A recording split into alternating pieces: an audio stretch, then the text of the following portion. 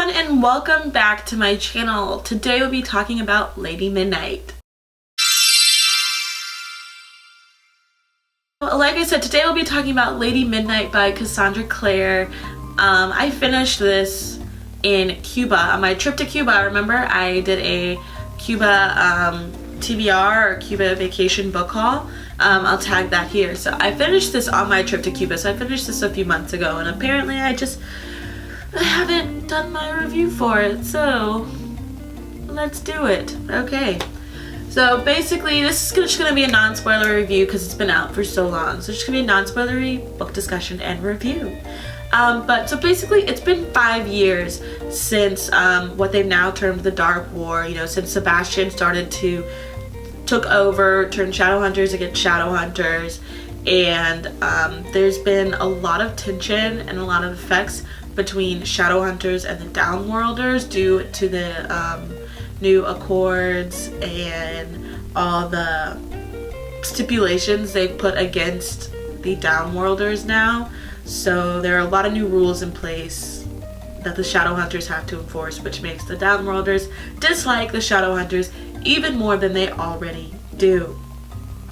Jace and Clary have helped to save the world. Magnus and Alec have started a family, and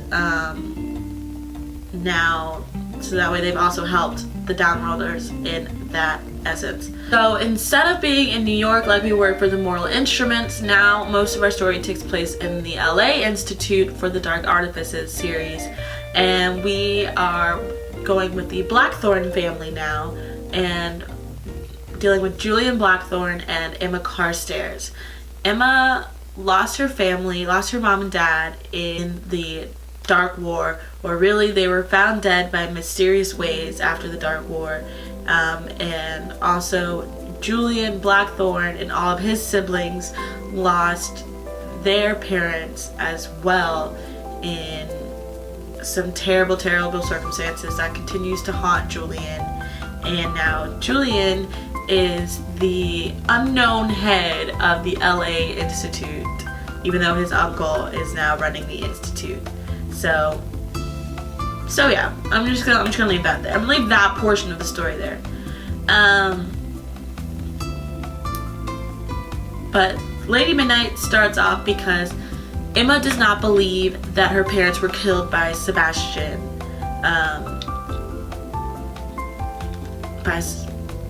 By Sebastian Morgenstern.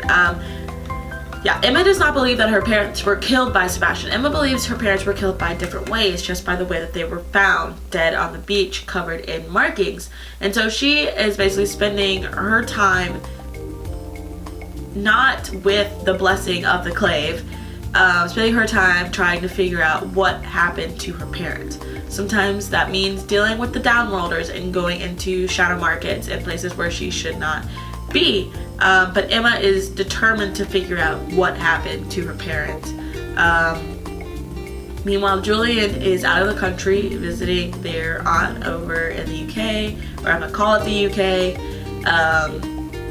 and until they finally are back together at the end of the summer. So Emma and Julian at the end of the Dark Wars decided right then and there to become parabatai. Some of the youngest kids decide to become parabatai, so that way they would never ever be separate from each other after they just endured so much.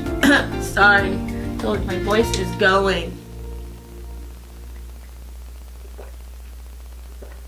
I'm putting a little teamy tea plug. It is their skinny tea. It's nice and hot right now, and they're double-walled, infuser, strainer, tumbler thing. It's really good. It's really tasty. I like it. I'll leave a link below for the teamy tea. Yay! Teamy tea.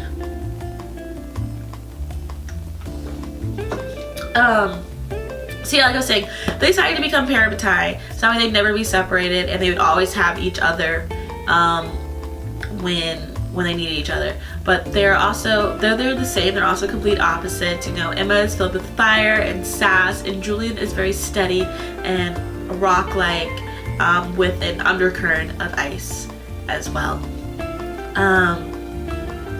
But through it all, so the two of them go out on a mission to find out what happened to Emma's parents. And during that time, there are multiple attacks on the Institute, and they have to figure out how to save it. Things change.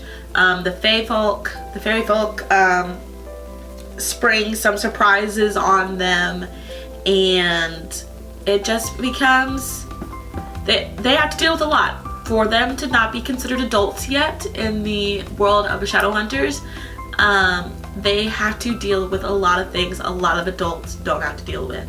But I'm gonna leave that there. I really enjoyed Lady Midnight. I thought it was, I thought Cassandra Clare's work is just getting better and better and better as time goes on. I liked a lot of the family aspects that they put in there, and a lot of, new characters, new voices that we're gonna see grow. Some old characters are coming back, and there's ties. She manages to make ties between all three series, between the Mortal Instruments series, the Dark Artifacts is the new series, and the Infernal Devices as well. So I think that is awesome to see all of those characters come together and come alive in one story. And I could not wait to read Lord of Shadows, but luckily I had waited so long to read Lady Midnight that Lord of Shadows had just come out, so I was able to read them back to back, and so now I have to wait for the next one in this series, but that's okay. I'll read it when it comes out. But I mean, if I was reading Cassandra Clare's books over again, I'd probably read them in a different order. But that's just like a whole different topic. That's a whole different topic. I'll probably talk about that on my bookcast. So anyway, I think I'm gonna leave that here for today, because obviously my voice is leaving me. If you like this video, don't forget to subscribe, hit the like button, tell your friends, share it, follow me on social media, do all of that fun stuff. So now that I'm still becoming a deep voice man,